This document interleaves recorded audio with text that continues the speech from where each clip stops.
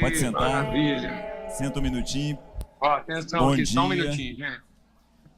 PJ Então, tá há algumas horas da gente aqui, tem algo para trazer. Eu falei para ele, PJ, legal, você e o João trazerem aí o coração de vocês, mas é também a chance de vocês receberem um pouco do que tem acontecido aqui. Tá me ouvindo bem, PJ? Muito bem. Aqui a gente está ouvindo vocês tão bem que só falta sentir o cheiro. Mas ainda bem que não dá para sentir o cheiro, porque senão ia gerar inveja em vocês. E inveja não é de Deus. Levanta a tampa aí, porque sabe o que é? Aqui, ó, a gente está na casa do João Martins, meu irmão. E aqui na casa do João Martins, eu vou falar um negócio pra vocês. Então, tá todo mundo aqui. Rafael, tá aqui o Marcos, família toda, o João. O João tá igual eu aqui, como diz o caipira mineiro aí, babando colorido, que a casa tá cheia de neto. Tá aqui a Aninha, o Neemias, a pastora Lana, tá todo mundo aqui. Ali, ó, dando suporte a tudo isso. Deixa eu inverter aqui. Onde é que eu inverto esse negócio aqui? Ó. Opa, vai lá. Aí, ó, pronto. Aí tá todo mundo, Daniel, Yuri, todo mundo, Laiana, olha lá, Vitinho, lá no fundo a família toda, lá, ó. A Isabel lá, incansável Isabel. Tá bom, gente? Então, o nosso empenho aqui, porque a mesa está servida e a gente não quer ser deselegante, viu, Cláudio? Então, era mesmo assim, para levar o nosso abraço diretamente dessa mesa para essa mesa. Queria oportunizar para o João aí, né, dar o abraço dele. Um abraço para todos os irmãos. É com saudade que nos lembramos sempre de vocês. E em breve estaremos aí, eu e a Isabel, em novembro. Temos uma agenda e acreditamos que é uma agenda acima de tudo de Deus. Então, um beijo para todos. E podemos combinar uma bacalhauzada lá. Com certeza, com certeza. Rafael tá aqui, dá um abração aí, 90, Europa, tudo junto, e cumprimentando os irmãos aí do alto. Abração, queridos. Bom poder estar junto aqui um pouquinho na mesa, um lugar que traduz tanto o que a gente crê. Né? Então, um abraço para vocês. E, Cláudio, eu vou fazer uma coisa aqui para ser bem profética desse momento, já que vocês estão falando aí diretamente dessa mesa. Quem vai dar graças pela nossa refeição aqui é você. Então, você ora agradecendo o pão que a gente vai repartir, porque não tem forma melhor de significar esse pão no seu sentido espiritual, profético, de mesas que se unem, ligando os continentes. Então, por favor, agradece a nossa mesa e esse momento de mesa e de almoço aqui, por favor. Cláudio, um abraço. Abraço, João, abraço, Rafa. Bom mais ver vocês. Vamos orar, todos nós. Deus amado, obrigado. Essa é uma imagem que representa muito. Essa é a imagem que reflete os nossos corações. Antes de mais nada, nossa gratidão, nosso louvor. Nós nos assentamos à mesma mesa. Ao longo de todo esse mundo, uma mesa se fez e o Senhor colocou uma cadeira para cada um de nós. Muito obrigado, Pai. Muito obrigado por fazer parte dessa mesa. Que o Espírito que sai lá da casa do João nos abençoe aqui, e que o Espírito que sai aqui do Alfamol os abençoe lá, com a convicção de que somos família do Senhor, adotados pelo Senhor, chamados pelo Senhor, vocacionados pelo Senhor, para proclamar todas as virtudes que o Senhor tem derramado sobre as nossas vidas. Muito obrigado. Em nome de Jesus. Amém. Amém. Irmãos, então licença que a gente vai repartir o pão, enquanto vocês também vão repartir o pão aí com os irmãos aí, tá bom? Forte abraço para todos, fica na paz, gente. Amém. Bom dia, família. Dia 29 agora de outubro, nós teremos nosso encontro da família Sal da Terra. Será no domingo, nós faremos um almoço ali no Laguna Gastrobar. Teremos o culto, né, com a presença do Paulo Júnior. Teremos uma peça de teatro, recreação para as crianças e uma deliciosa feijoada. Então, a gente quer convidar toda a igreja. Os cultos acontecerão aqui, simultaneamente, não serão cancelados aqui. Mas quem quiser optar estar com a gente lá, vai ser um tempo bem precioso. Os ingressos estão sendo vendidos ali no fundo, tá? Comigo ali. E é isso. Estou todos convidados. Obrigado, Débora. Gente, hoje quem vai compartilhar aqui é o Rony. Vou estar aqui como apoio. Está aqui para dizer amém do lado dele. O Rony, para quem não conhece, acho que todo mundo conhece, mas vou reforçar. O Rony tem feito um trabalho nos últimos anos muito especial na área de psicologia. O Rony tem formação em psicologia. Um tempo atrás procurei o Rony e falei assim: Rony, eu estou com uma dificuldade tão grande de indicar um psicólogo. Pastor, eu indico um monte. Então você podia voltar a esse lugar, né? Voltar a fazer o trabalho que você faz com tanta habilidade, com o espírito e mais. Mas antes do Rony compartilhar aqui, eu queria chamar a atenção de vocês para uma coisa que nós estamos vivendo. Eu não sei quantos de vocês perceberam. No último domingo, nós tivemos aqui o testemunho de uma família, testemunho de uma casa. Na primeira reunião, nós tivemos o testemunho do Sérgio e da Márcia. Não sei quantos de vocês estavam. No domingo anterior, na segunda reunião, nós tivemos o testemunho do Marcelo e da Poliana, da casa da Poliana e do Marcelo. No testemunho anterior, no testemunho da Poliana e do Marcelo, nós fomos abençoados com o testemunho de uma casa que viveu muita coisa lá nos Estados Unidos, e uma delas foi atravessar um câncer sem diagnóstico positivo. A Poliana veio trazer para a gente aqui o testemunho de que ela foi sarada de um câncer. No domingo passado, nós recebemos aqui, fomos abençoados com o testemunho da Márcia, vivendo um problema renal crônico dela, e ela não foi sarada do seu problema. Ela está fazendo hemodiálise, está vivendo toda a realidade de quem tem que passar por isso. As duas casas foram curadas. Não necessariamente as duas pessoas foram saradas. E agora, nesse final de semana, nós estamos vivendo uma realidade que eu gostaria de aproveitar, porque é ensino de Deus para nós. Entre nós aqui, durante um tempo muito grande, esteve com a gente aqui uma família, a família da Aissa, do Luciano, com seus filhos, a Amanda, 19 anos, e acabou de fazer 20, e o Lucianinho.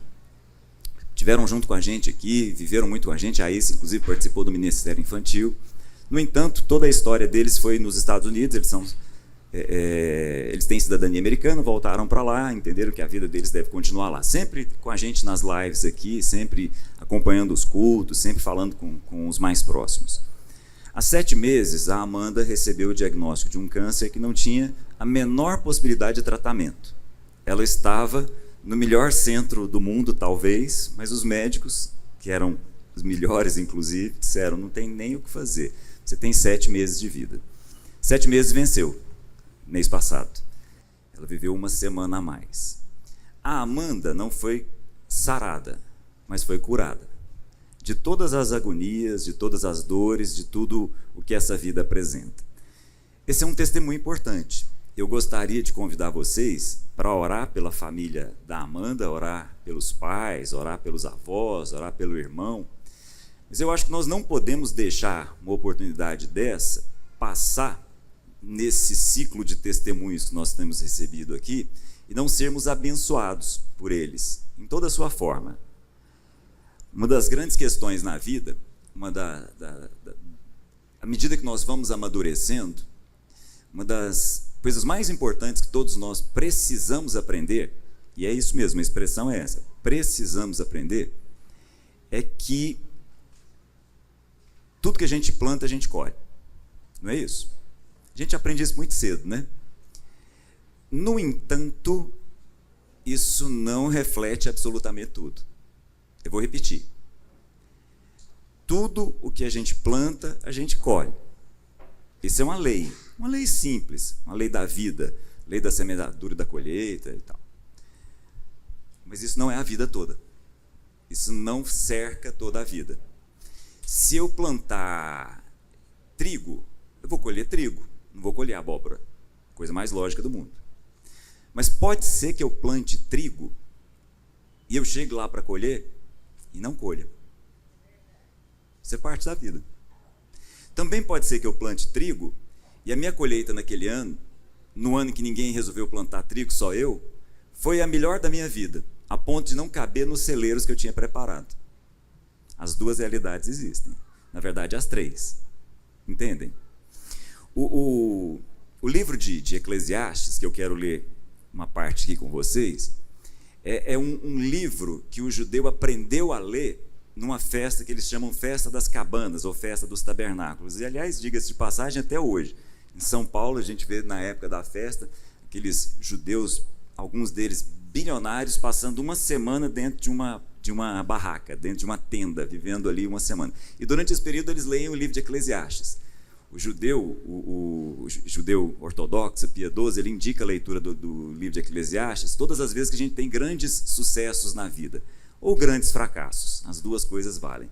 Mas o sábio diz assim, o escritor, o Coelê, exatamente aquela pessoa que representa o contrário de Jó, né? Jó foi lá para ver como é que estava a colheita dele e descobriu que não tinha nada. O Coelê é o contrário, ele foi lá para ver como é que estava a colheita dele e tinha muito mais do que aquele que ele planejou um dia, nem cabia no celeiro dele.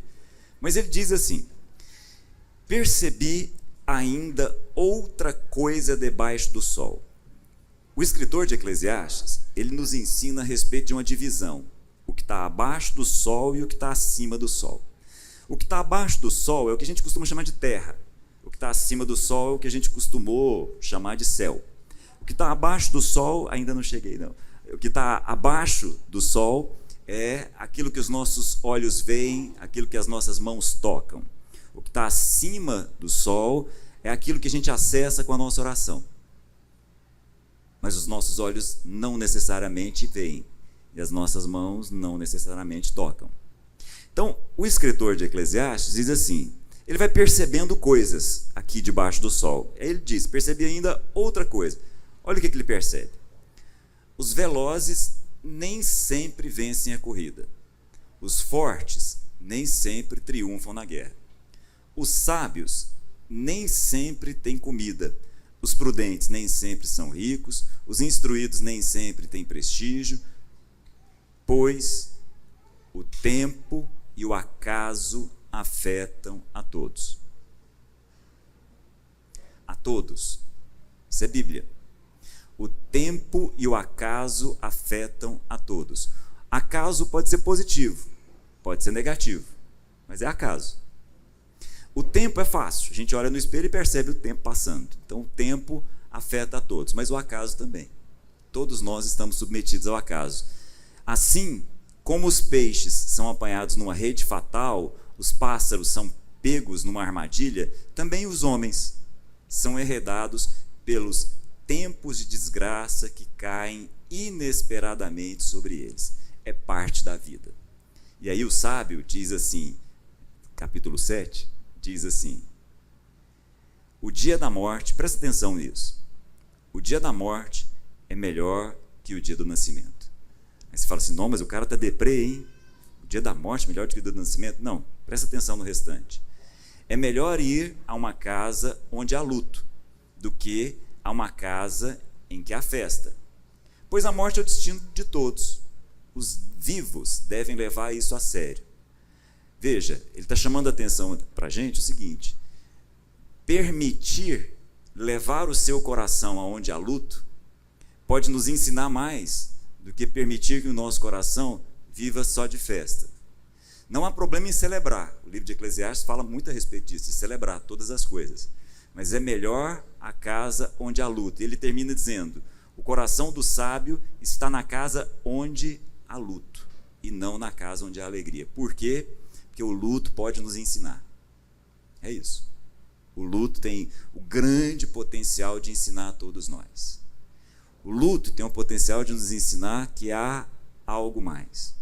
O luto tem o potencial de nos confrontar com a eternidade. E enquanto nós estamos aqui, nós temos a chance de prestar atenção no que de fato tem valor e do que tem preço.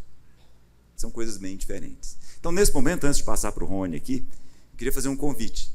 Queria que vocês orassem aqui junto comigo para abençoar a família da Amanda. A Amanda, usando a expressão que Jesus usa, está com ele no paraíso hoje mesmo. Mas nós estamos aqui. A família vai ter saudade, nós vamos ter saudade.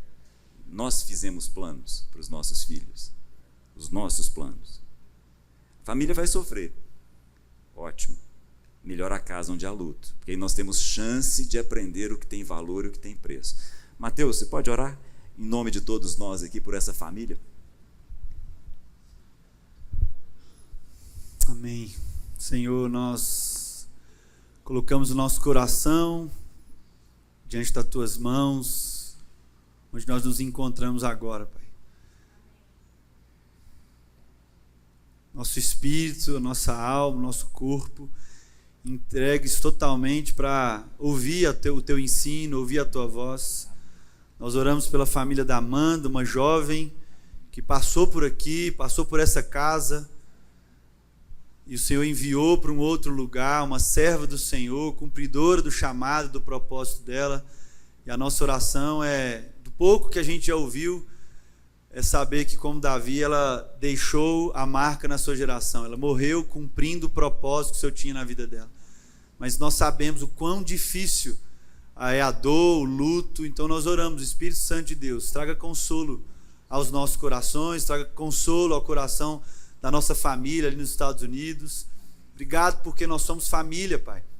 Obrigado pelo privilégio que nós tivemos de enviar um dos nossos aqui para também abraçar essa casa. Nós fortalecemos em espírito como família e todo esse processo que eles vão viver, muito além do dia de ontem, do dia de hoje, os próximos dias. E a nossa oração, Pai, como família, Sal da Terra Alfamol, é que aquela família lá, do outro lado do nosso país, eles possam aprender a contar os dias, mesmo que sejam dias difíceis, aprender a contar os dias. E nos ensina também, Pai, com esse movimento, como o Cláudio bem nos lembrou, de tudo que nós estamos vivendo, esse rio, desde a semana retrasada, da semana passada, os testemunhos, os acontecimentos. O Senhor está nos empurrando para um lugar, nos impelindo para um lugar, e nós queremos aprender com isso, Pai.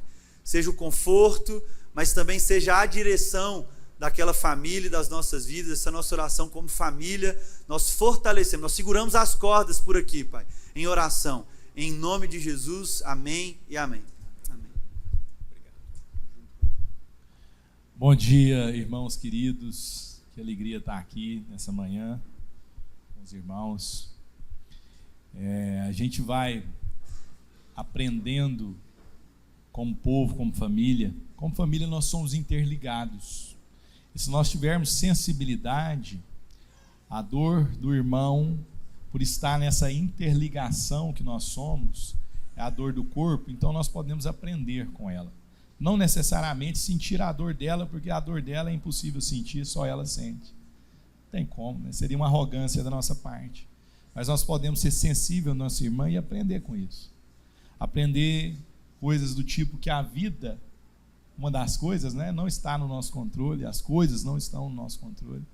Mas todas as vezes que nós aprendemos e apreendemos, ou seja, internalizamos com profundidade algo tão forte, isso nos leva a pensar a vida noutra dimensão. Sabe, irmãos, às vezes nós pensamos a vida, as escrituras, Deus, numa dimensão muito rasa. Mas tem certas circunstâncias que vêm nas nossas vidas para nos tirar o chão. Eu gosto dessa fala, né? Nos tirou o chão. Quantas pessoas chegam para nós, né, Cláudio, e falam assim, perdi o chão.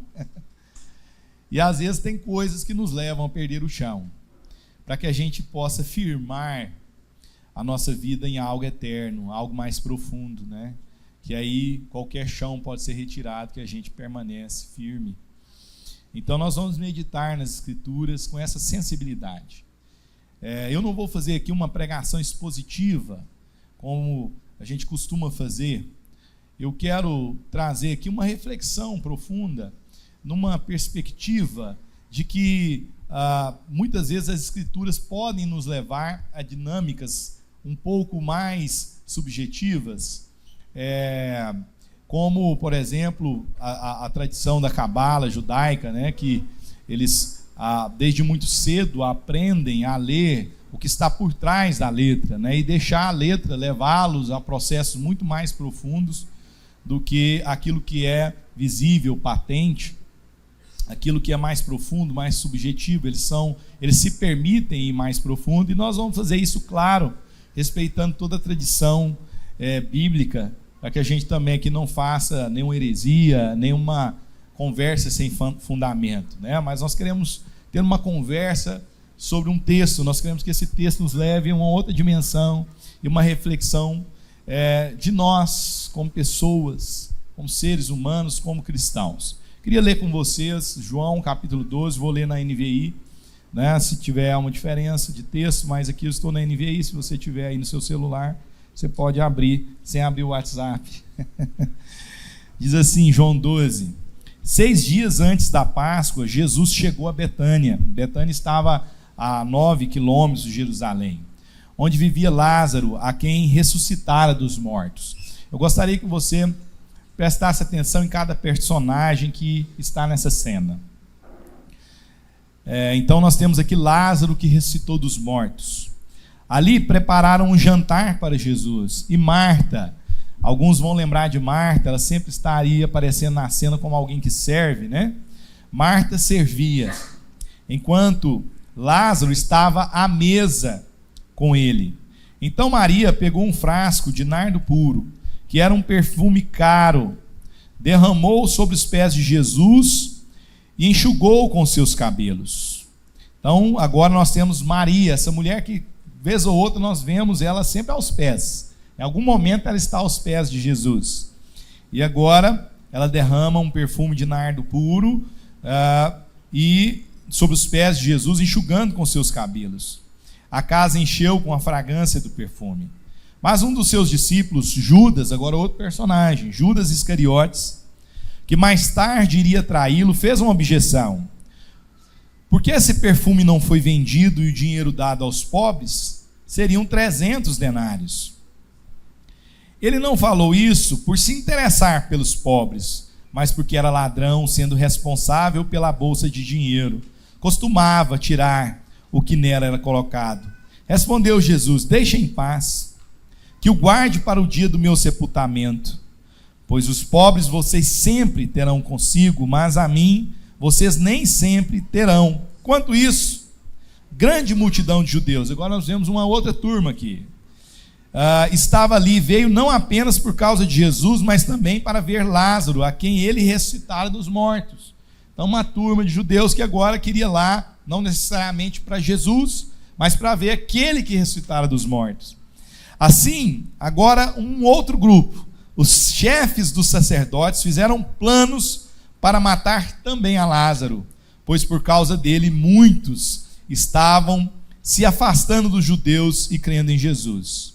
Nós temos aqui um texto que começa de forma sensível aqui, dizendo 6 dias antes da Páscoa. E eu gostaria de pegar essa fala dos 6 dias e trazer como um princípio que na Bíblia, quando nós falamos da criação do homem, nós temos o dia sexto, né? O dia 6.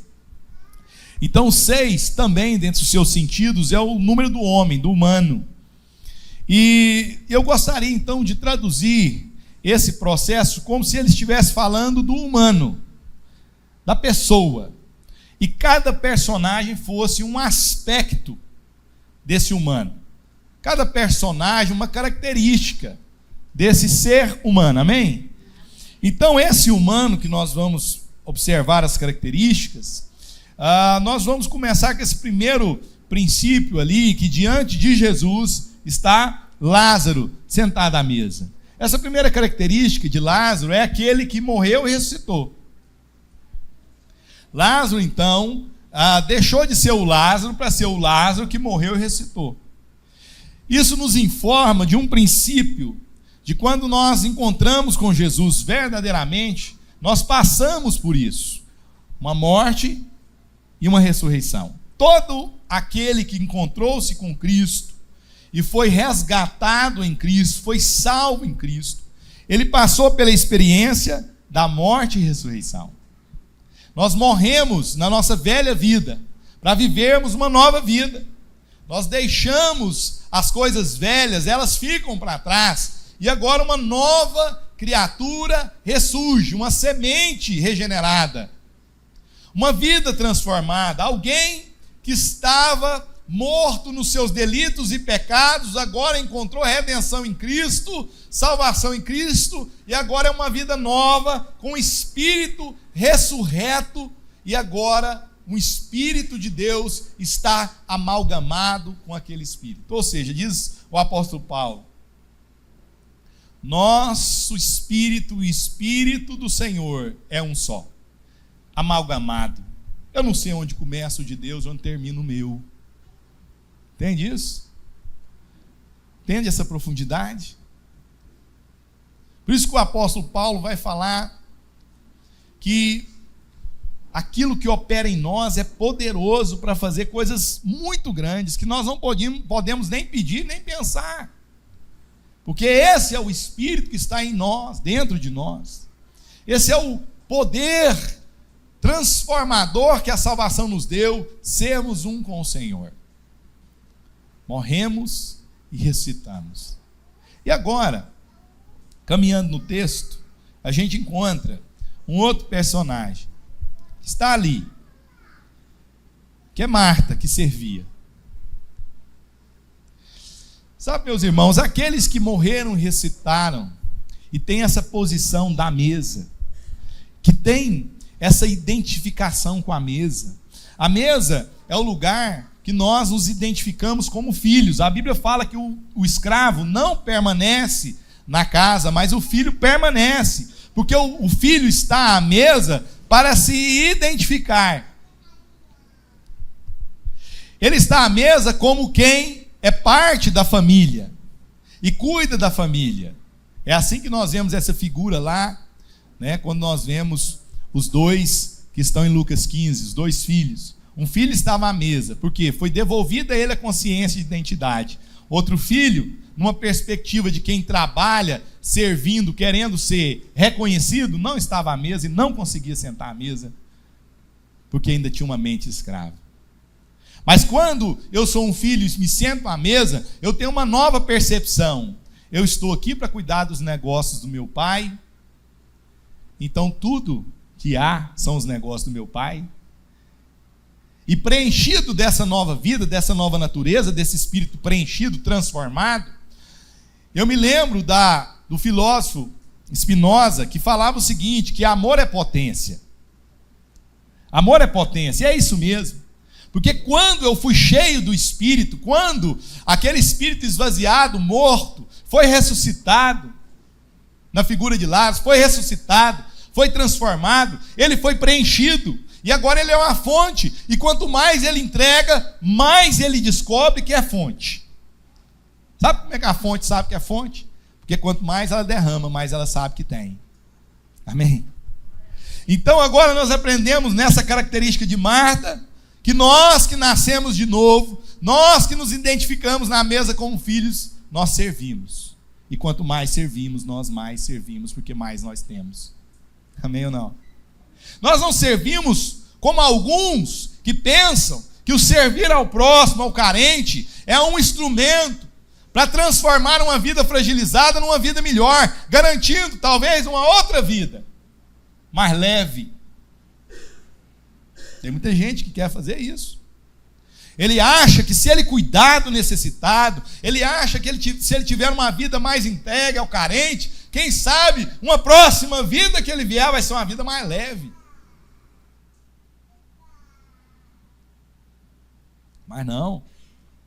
Também não somos daqueles que acham que ao fazer um serviço, ao cuidar de alguém, ao servir a vida e as pessoas, vão diluir as suas culpas de estarem tão abençoados, tão prósperos. Nossa, a vida é tão boa comigo. E agora, eu estou me sentindo até culpado de estar tão bem. Sabia? As pessoas se sentem culpadas de estar bem. Culpadas de estarem, às vezes, vivendo um momento de prosperidade, um momento de saúde. Basta reunir 5 pessoas contando uma coisa ruim, que nós queremos achar uma ruim também. Ó, meu cabelo está caindo. Tem que arrumar alguma coisa. Ó, tem uma tia que está me perseguindo. Por quê? para diluir as nossas culpas, às vezes o serviço é uma boa estratégia.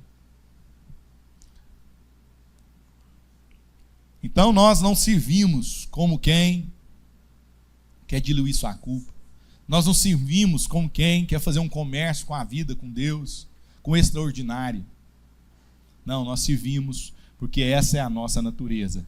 E quanto mais nós servimos, mais fonte nós nos vemos. Quanto mais derramamos, mais nós sabemos que temos. Quanto mais entregamos, mais potência nós enxergamos em nós. Amém, irmãos? Isso é força. Amor é potência. Amor é preenchimento. Deus é amor porque Ele é todo. Deus é amor porque Ele é completo. Porque Ele é pleno. E em Deus só há derramar.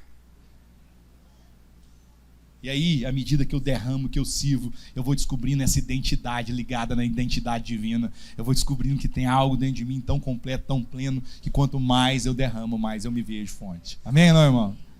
Então eu não sirvo porque a religião, porque a doutrina, porque os princípios belos do universo me ensinaram. Não, eu sirvo porque essa é a minha natureza. É a minha única forma espiritual de ser. Não existe outra. Amém, irmãos? Fonte retida é fonte adoecida. Mas nós vemos agora uma outra personagem, que é Maria. Maria é a mulher da sensibilidade. Com Maria nós aprendemos a sensibilidade, porque é uma mulher que ela está sempre perceptiva do ambiente, e ela sempre toma uma decisão que, como Jesus disse para ela certa vez, quando Marta e Maria estão naquela casa, Marta está servindo as mesas, e Maria está lá, sentada aos pés de Jesus, e Marta fica preocupada: Senhor, o senhor não vai aí dar uma conversada com a minha irmã, porque o trabalho é muito, e ela está aos seus pés, te ouvindo. E Jesus fala: ela escolheu a melhor parte, ela percebeu o que é importante, o que é essencial nessa hora. Ela era perceptiva, ela era sensível. E agora, Jesus entra na casa de Simão. Nós vemos em outros textos dessa mesma história, nos outros evangelhos, que está na casa desse Simão leproso. Era cultura da época se ungir a cabeça ao receber alguém na sua casa. Era cultura beijá-lo como sinal de bem-vindo, bem recebido. E era cultura também lavar os seus pés. Nós não sabemos se Simão fez isso, ou se Simão fez isso com apenas uma sensação de obrigação, se ele tinha consciência do ente divino, do ser glorioso que estava entrando na sua casa, do amor entregue, do ser divino que renunciou à sua glória, se fez carne, habitou entre nós, estava ali na sua própria casa. Eu não sei se ele tinha consciência disso, mas tinha uma mulher sensível. Essa mulher entra na casa.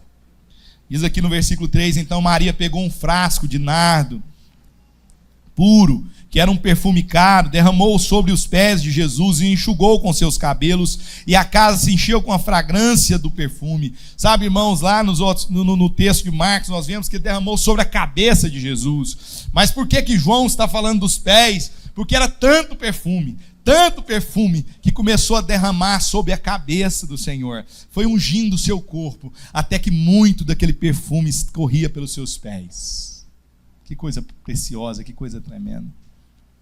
Que coisa gloriosa, que sensibilidade, que recepção.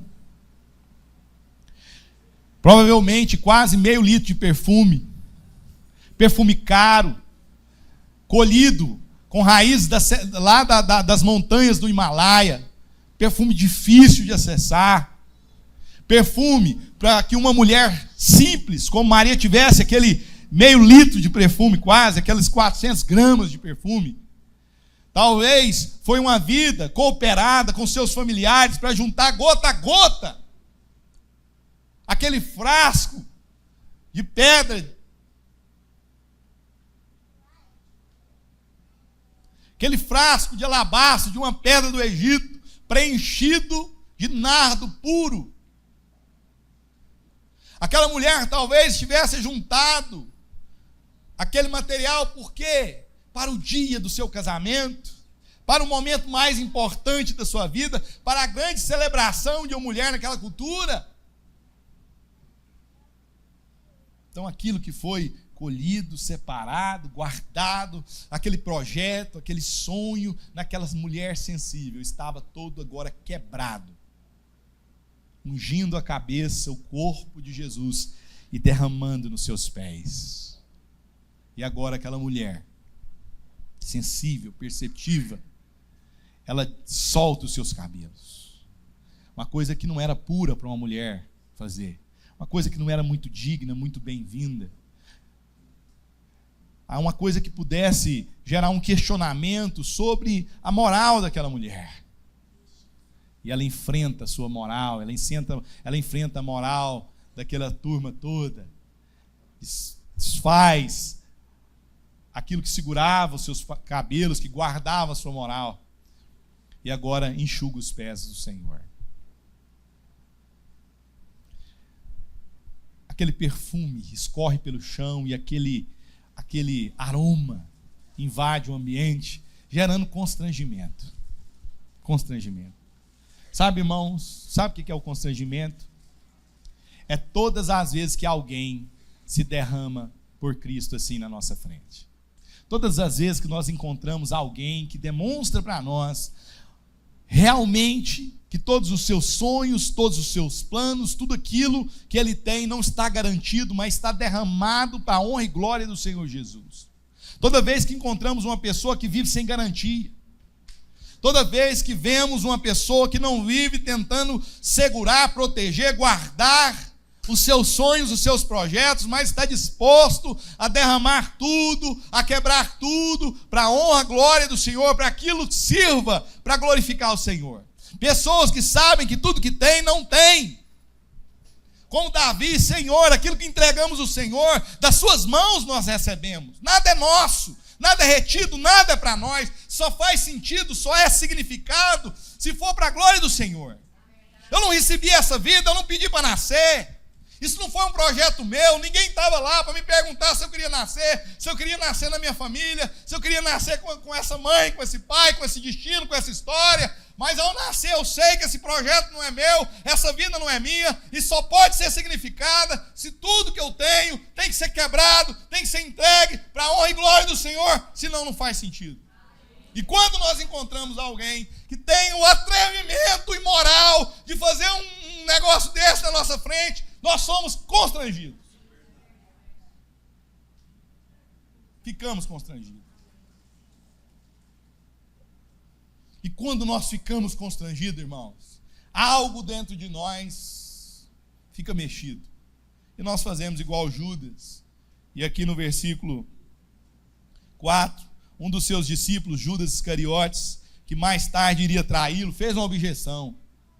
Por que esse perfume não foi vendido e o dinheiro dado aos pobres? Seriam 300 denários. Olha que coisa linda. Olha que filosofia maravilhosa. Irmãos, se nós estivéssemos assistindo essa pregação, eu ia falar amém. Você ia falar amém. Eu ia falar assim, vamos lá para a igreja do Paulo Júnior para você entender que é serviço ao outro, ao próximo, irmão. Cura essa mulher. Prega para essa mulher, está certo. Mas olha só.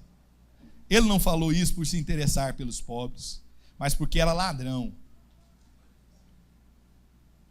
Sendo responsável pela bolsa do dinheiro, costumava tirar o que nela era colocado. Respondeu Jesus: deixe em paz, que o guarde para o dia do meu sepultamento, pois os pobres vocês sempre terão consigo, mas a mim vocês nem sempre terão.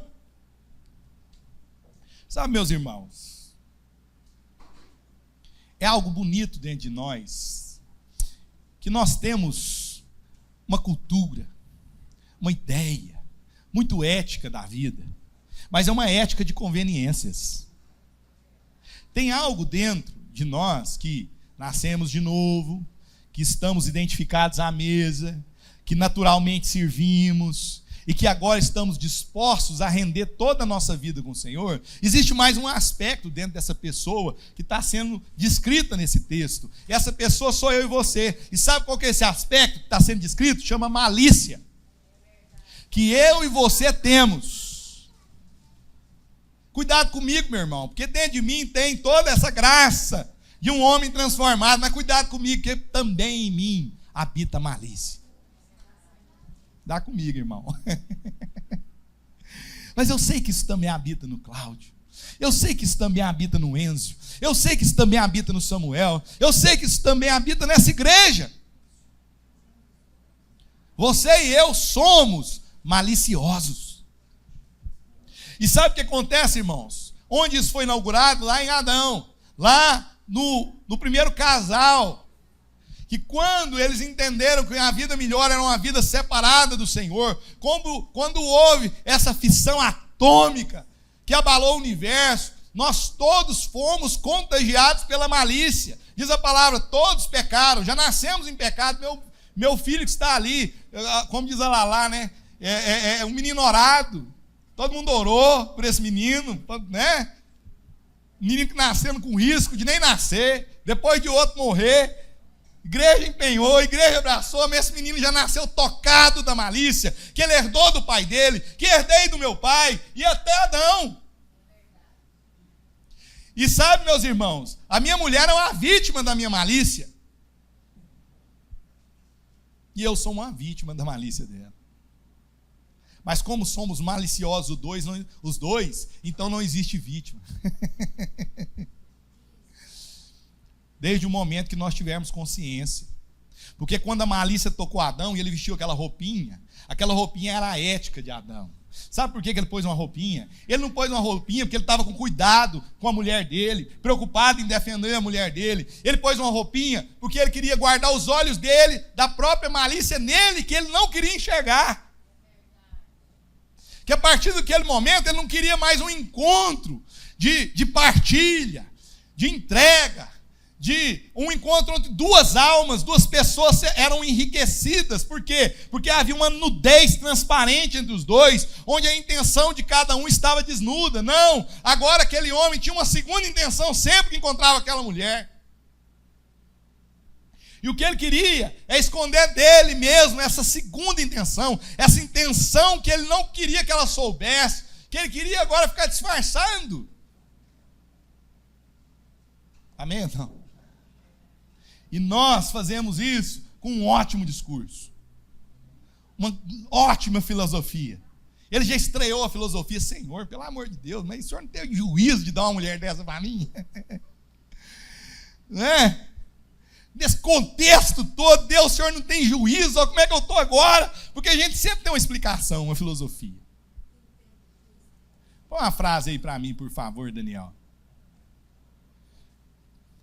O filósofo Newton Bond, ele escreve uma frase fantástica, eu acho que traduz isso bem. Ele diz o seguinte: o Eros vestido de etos engendrou a moral. O Eros vestido de etos engendrou a moral. Sabe o que ele está dizendo? A malícia toma um banho de ética e cria um discurso para que a malícia possa acontecer de forma protegida, guardada, e você ainda se sinta bem. É esse que é o Judas dentro de nós. O Judas é aquele que está falando, Jesus, como? Que absurdo, essa mulher não aprendeu, essa mulher não foi nas nossas escolas, essa mulher não escutou as nossas mensagens, não viu o Senhor andar pela vida.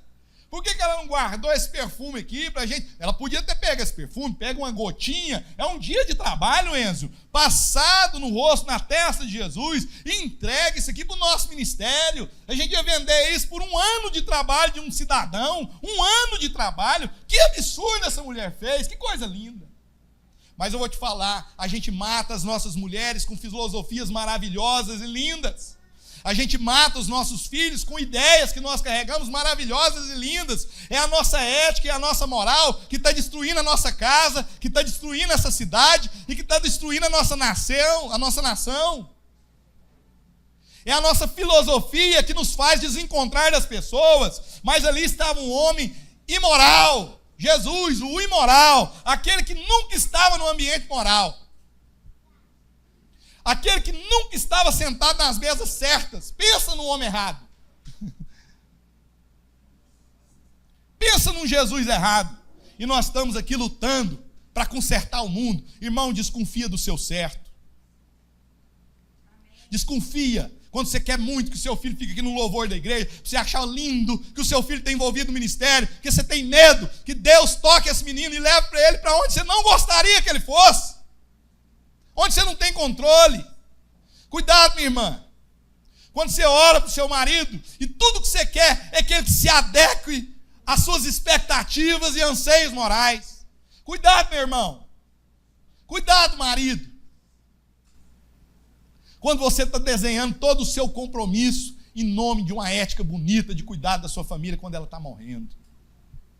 A gente mata vestido de ética, construindo discurso moral, para que a nossa malícia vá lá, atinja o outro, e a gente ainda se sinta puro, ainda se sinta bom, ainda tem uma boa justificativa. E aí vem uma cena onde estão vindo pessoas, não por conta só de Jesus, mas por conta de Lázaro. Sabe por quê, irmão? Tem um outro aspecto em nós, que é o testemunho da nossa vida, que as pessoas querem saber, não é um Jesus que eu não posso pegar, o que as pessoas querem saber é o que Jesus fez na nossa vida. Por isso que Jesus falava para o aleijado: pega a sua cama, sai carregando a sua cama. Sabe por quê, irmão? Porque o que transforma as pessoas não é falar de um Jesus que eles não podem pegar. O que transforma as pessoas é quando elas pegam o testemunho de Jesus em nós. Entende, meus irmãos? Nós queremos encontrar o testemunho e pegar no testemunho. Nós não queremos um Jesus explicado. Nós não queremos um Jesus etéreo. Nós queremos um Jesus que eu pego encarnado no testemunho do Cláudio, no meu testemunho, no seu.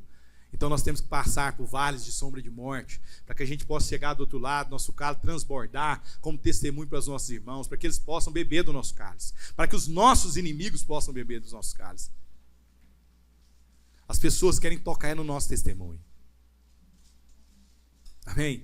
E por último está lá um grupo de pessoas. Esse grupo de pessoas são os líderes sacerdotes. Sabe o que esse grupo de pessoas representa? A religião, que é outro aspecto nosso. Religião não é para quem quer, é para todos. Religião pode ser ateu e ter religião. Religião é essa roupa, esse hábito que a gente se veste. Né? Eu gosto da palavra hábito por conta dos religiosos mesmo, né, que usam uma vestimenta. Que é aquilo que cobre a gente. É aquilo que cobre a nossa nudez. E nos dá uma aparência virtuosa. Aquilo que já fala antes de eu falar, mas que é um ambiente propício para o fluir, para o aumentar da nossa malícia. Sabe, irmãos, o melhor lugar para malícia é aqui, porque nós temos o discurso pronto, nós temos um discurso lindo, nós temos as escrituras. Né? Levar um celular para falar que as escrituras é ruim, né? Mas nós temos aqui as escrituras, e as escrituras nos servem para o discurso da nossa malícia. Então, o ambiente de fluir a malícia, às vezes é aqui, ó, no ambiente religioso.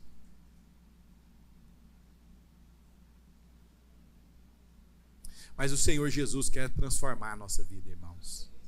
E sabe como é que essa transformação vai começar? Vai começar quando nós formos essa figura de sensibilidade. Eu estava falando aqui do Martin Buber, que é um filósofo judeu que fala do presentificar.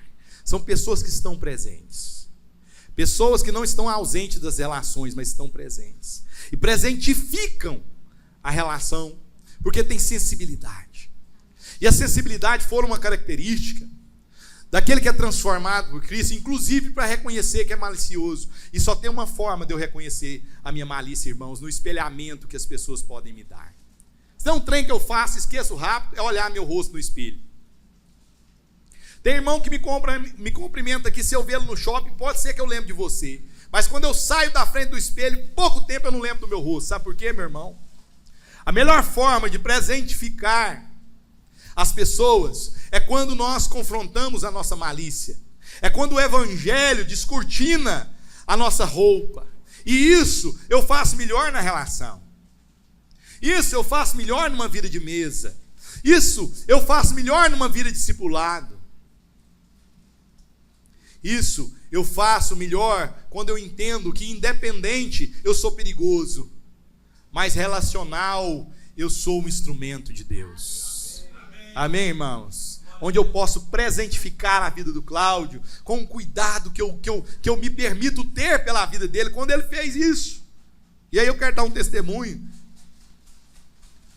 que foi eu aqui cuidando do ministério, nada errado, né, Cláudio? Tudo certo. Mas o Cláudio e outros irmãos, tá aqui o casal Enzo Lalá e outros irmãos, tá? O Cláudio me faz uma ligação, fala assim: Rony, não sei o que deu no juízo na cabeça de um homem desse, tem que ser Deus falando com ele.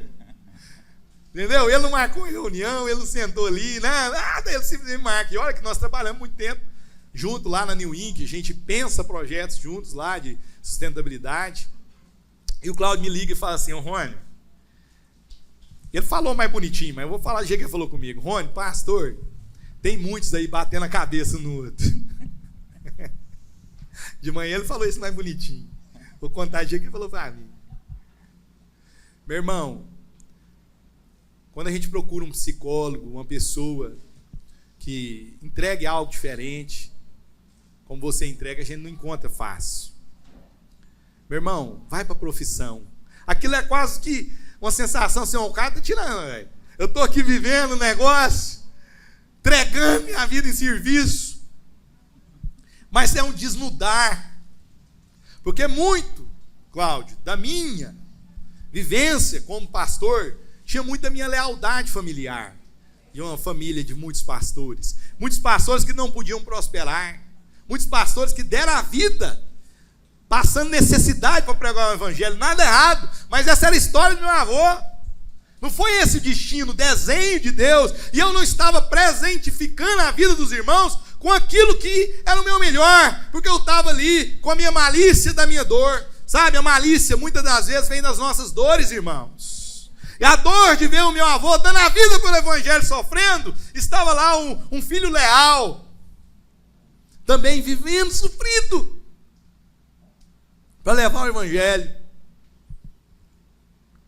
com a sua malícia, vestida de ética, construindo um bom discurso, para vir um irmão indecente, moral, igual o Cláudio, e arrancar minha roupinha. E eu falei: meu Deus, para vir um Enzo lá e outros irmãos aqui. Eu falei: que esse irmão atrevido.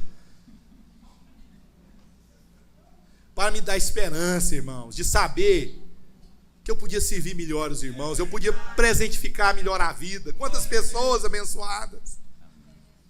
E eu agradeço isso, Cláudio. Eu agradeço isso, meus amigos. Eu agradeço isso, meus irmãos. Todas as vezes que vocês arrancam minha roupa de ética e desconfiguram o meu discurso moral para que a minha malícia seja curada e trabalhada. Amém, meus irmãos? Que Deus abençoe essa igreja, que Deus cure você. Amém. E cure você na relação. Em nome de Jesus. Amém. Amém.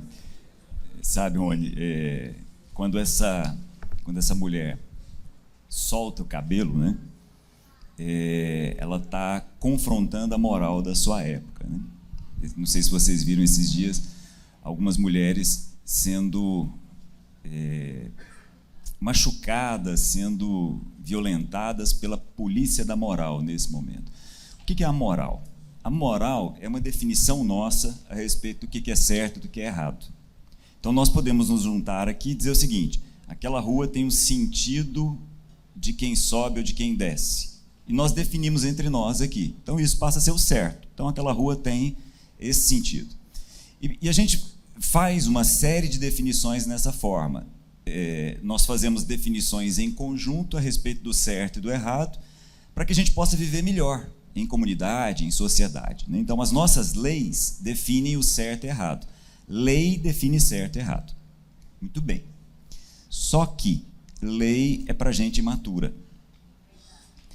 Todos nós nos casamos e durante um tempo o casamento surge a partir de um contrato social entre um marido e uma mulher. Enquanto o casamento é imaturo, ok, ele está preso por um pedaço de papel. Quando o casamento ganha imaturidade, aquele papel não faz sentido mais, porque aquilo transcendeu a uma relação. Essa é a diferença entre a moral e a ética. A moral define o certo e o errado, e a moral precisa de leis. A ética é definida pelo que é bom e pelo que é mal. E nesse aspecto, Jesus e essa mulher, Maria, confrontam as nossas vidas.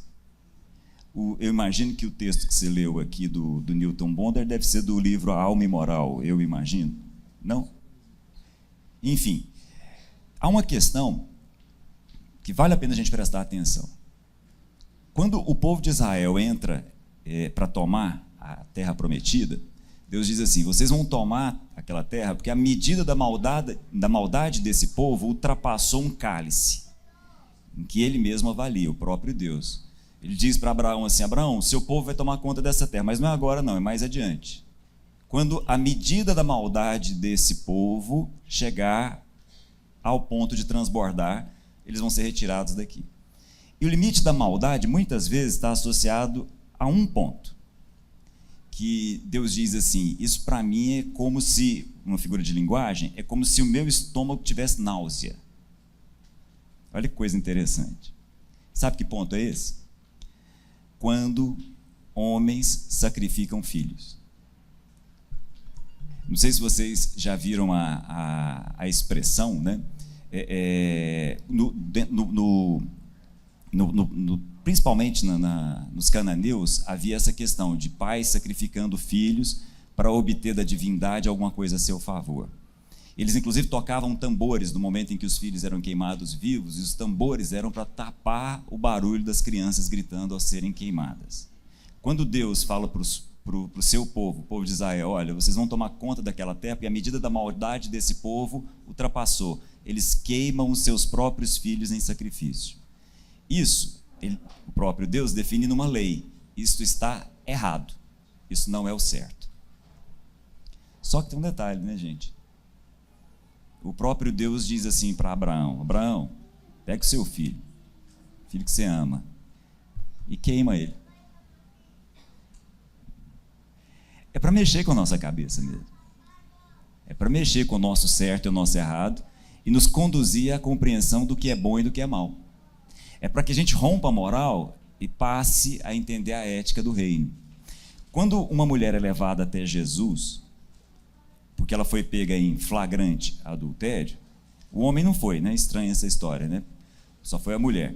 Porque, na verdade, segundo a lei, os dois deveriam ser levados a julgamento. Então, chega só a mulher. E ela é colocada diante de Jesus. E Jesus diz assim, todo mundo sabe dessa história: aquele que não tem pecado, começa aí o processo de julgamento, de apedrejamento dessa mulher. A consciência de todo mundo baixa, os mais velhos vão se afastando, todo mundo vai embora. Só que talvez a gente não perceba o que Jesus está fazendo com ele mesmo naquela história. Porque quem é que deveria ter pego a primeira pedra? Quem é que não tinha pecado ali? Ele mesmo. Então ele deixou de fazer o certo para fazer o que é bom. Ele rompeu com a moral para estabelecer a ética. O nosso desafio é esse desafio de quem quer por si só perceber o bem e o mal, o conhecimento do bem e do mal, como se nós tivéssemos essa habilidade. Essa mulher, Maria, ao abrir mão da sua moral, ela nos ensina o que é bom. E o que é bom nessa história? Muito rico essa parte. Porque um perfume, quando ele é aberto e ele é usado, ele não é usado de novo, né, gente? Entenderam? Como o Rony bem colocou, esse perfume era para um momento especial. Talvez, muito provavelmente, para o casamento, para uma celebração qualquer, ou para várias celebrações, porque era uma quantidade grande de perfume. Mas ela percebe: não tem momento mais especial do que esse. O momento em que eu digo para Jesus o seguinte: posso quebrar esse vaso de perfume. O que ela quer dizer com isso? É muito rico. Isso tem um significado muito profundo para o povo de Israel. Para o povo de Israel, há uma imagem muito grande, que é a imagem daquela pessoa que se aproxima de Deus para oferecer algo para Deus. Quando o povo de Israel decidiu montar uma liturgia ao redor daquilo que Deus tinha ensinado e colocado diante de Moisés, havia um tipo de sacrifício que era um vidro de perfume aberto. Era chamado de olá. Olá era o sacrifício que chegava às narinas de Deus e era um aroma agradável. Eu não sei se vocês se lembram, quando Paulo escreve em agradecimento para a igreja de Filipos, ele diz assim: recebi de vocês, estou aqui preso, estou aqui em Roma preso, recebi de vocês a oferta que vocês me enviaram. E essa oferta é um aroma que sobe a Deus, um aroma suave ao nariz de Deus. Isso é o olá. O olá é um sacrifício que sobe como um cheiro que agrada a Deus. Veja, Deus não está atrás de sacrifício, como Rony colocou. Jesus não estava atrás desse perfume sendo derramado. Mas isso é bom. Como assim isso é bom? Porque isso tem um significado. Qual é o significado? Quando uma pessoa lá no Antigo Testamento, ou mesmo nos dias de Jesus, ia para o templo e levava um sacrifício para ser um olá, levava um sacrifício para ser todo queimado, a tradução do olá para o grego foi holocausto, todo queimado. Então, quando uma pessoa chegava e levava uma oferta, essa oferta era toda queimada. O que a pessoa estava dizendo? Estava dizendo o seguinte: eu posso colocar isso aqui. Como essa mulher fez. Eu posso entregar tudo. O olá era isso. O olá, diferente dos outros sacrifícios, não era repartido com o ofertante, com o sacerdote ou com quem quer que fosse. O olá era aquele sacrifício em que a oferta, o que quer que fosse a oferta, era colocada sobre o altar e era toda queimada. Só não podia ser qualquer coisa. Isso é interessante. Como a gente sabe, Esaú, por exemplo, era caçador. Então, se Esaú pegasse uma caça qualquer e falou: opa, peguei uma caça aqui, dei sorte na minha caçada, vou oferecer em holocausto. Não, não podia. Não é qualquer coisa que pode ser sacrificada. Você não é obrigado a sacrificar. Você não é obrigado a oferecer. Mas se você for oferecer, tem que ser algo que te custa. Inclusive é uma frase de Davi. Aliás, dentro do povo de Israel, poucas pessoas souberam melhor a respeito do sacrifício que Davi. Davi, quando vive um momento de pecado, vira para Deus e fala assim: se fosse uma questão de oferta e sacrifício, eu te daria. Mas, na verdade, o teu perdão não vem porque eu te ofereço alguma oferta e sacrifício. O teu perdão vem porque o Senhor é bondade, misericórdia e amor. Interessante isso. Antigo Testamento. Mas aí, quando uma pessoa no Antigo Testamento, ou mesmo nos dias de Jesus, levava uma oferta no templo, ele chegava para o sacerdote e falava assim: ó, está aqui, ó, algo que me faz falta. Na verdade, é algo que faz falta até para minha família. Então, chego lá com uma cabra, por exemplo. Está aqui, vou oferecer. É mesmo? É. Então tá. Então, mata, o sangue escorre, coloca em cima do altar e aquilo é todo queimado. Ao contrário dos nossos dias, em que a gente vai ali do outro lado da rua e compra carne, naquele momento, não. Carne não era algo que as pessoas comiam com tanta facilidade, era coisa de banquete, eram cerimônias especiais. Aquela cabra era fundamental por causa do leite. A família dependia do leite para fazer o queijo, para tomar o leite, para fazer a coalhada, bem típico daquela cultura. Então, quando a pessoa decidia oferecer em sacrifício, aquilo era algo que fazia falta para ele e para a família, a vida dele dependia daquilo. De tal forma que, quando a pessoa colocava aquilo sobre o altar, quando a pessoa quebrava o vaso de perfume e aquilo virava simplesmente um cheiro, o que a pessoa estava dizendo? Estou fazendo comércio com Deus. Não, isso era Judas. Judas é que viu naquilo alguma possibilidade de comércio. A pessoa que fazia isso dizia para si, diante de Deus: eu dependo exclusivamente do meu Deus. O que essa mulher está fazendo ao derramar esse vaso de perfume ali é dizendo para ela mesma e para quem estivesse perto: olha, descobri na vida o que é bom. Eu vinha vivendo uma vida a respeito do certo. Agora eu descobri na vida o que é bom. E o que é bom na vida é o seguinte: vivo a minha vida dependendo desse que eu derramo o meu perfume aqui aos pés. Essa é a descoberta. Esse é o sentido da vida. O sentido da vida não é outro. Não é quem faz algo para. É quem fez algo por. São coisas bem distintas, bem diferentes. Esse é o sentido. Muito provocado, reflexão muito boa, muito profunda. Vou me lembrar de algumas coisas durante essa semana, como eu te falei. Muito bom. Bênção, né, gente? Vamos orar? Tem uma palavra de oração, terminando. Já. Deus amado, obrigado por esse tempo, obrigado por esse momento de reflexão. Que teu Espírito nos leve a refletir sobre tantas coisas. Começamos aqui no louvor, pensando a respeito da adoração e de tudo. Raciocinamos a respeito da vida, a respeito do certo, do errado, do bom, do mal.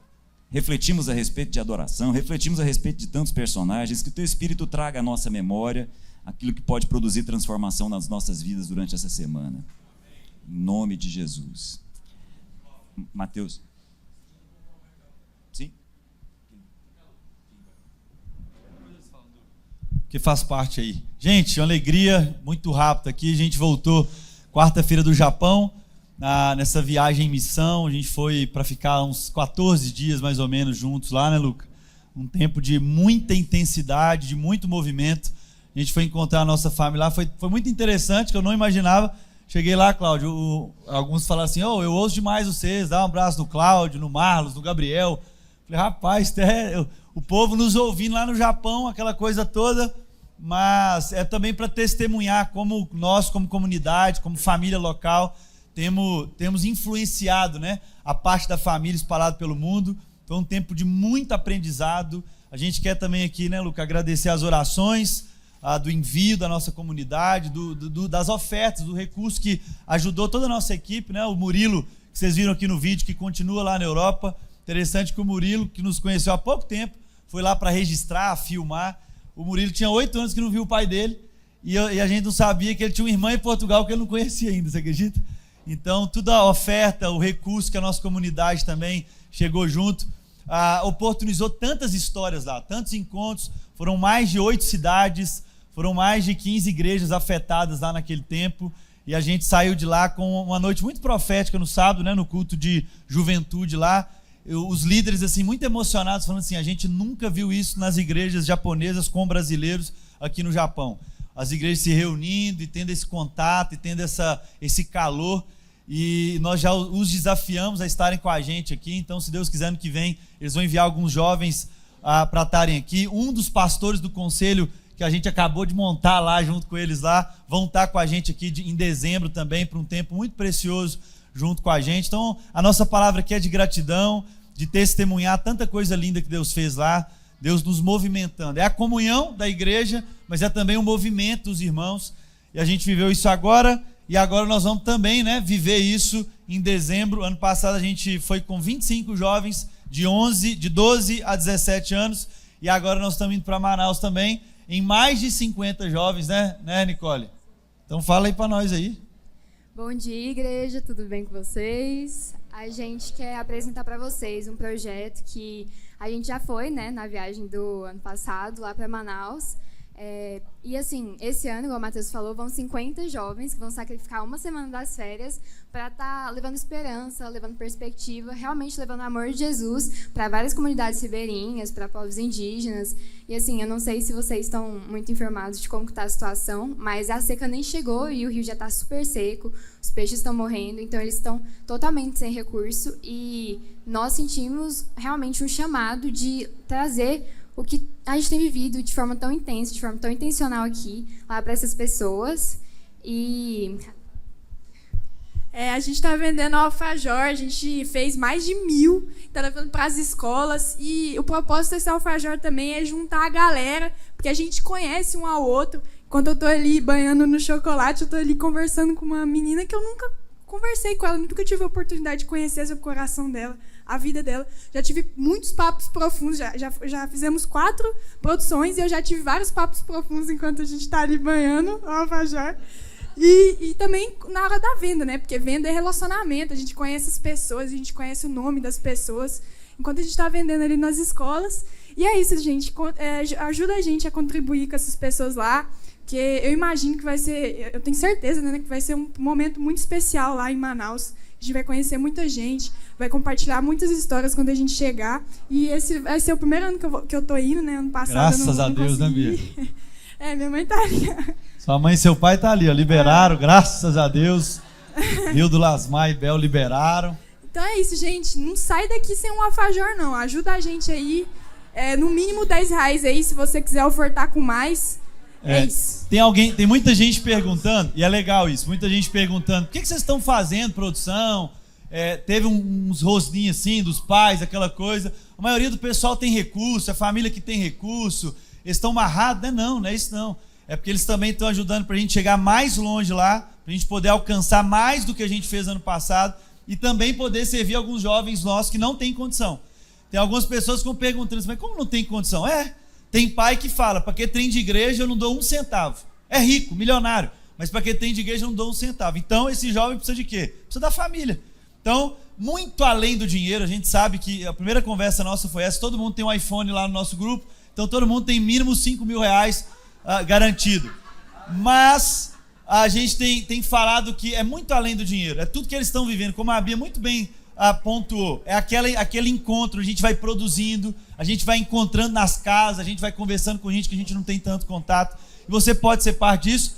É a partir de R$10 e também a pulseirinha que o Resenha sempre usa, onde a gente vai, onde a gente encontra. Você pode também estar adquirindo ali a partir de R$10, tá bom?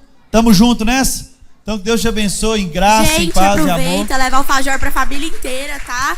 Porque é uma delícia, a gente fez com muito carinho, tá? Pra vocês. Então os meninos vão estar lá na porta vendendo alfajor e a pulseira, o que Jesus faria. Então vão lá contribuir pra gente, por favor. Obrigada. Eu já comi 4, é muito bom. Gente, o Kalel aprovou, então tá tudo certo. Você que se sente parte da família, quer nos ajudar com os nossos desafios, tá aí o Pix. Boa semana a todos.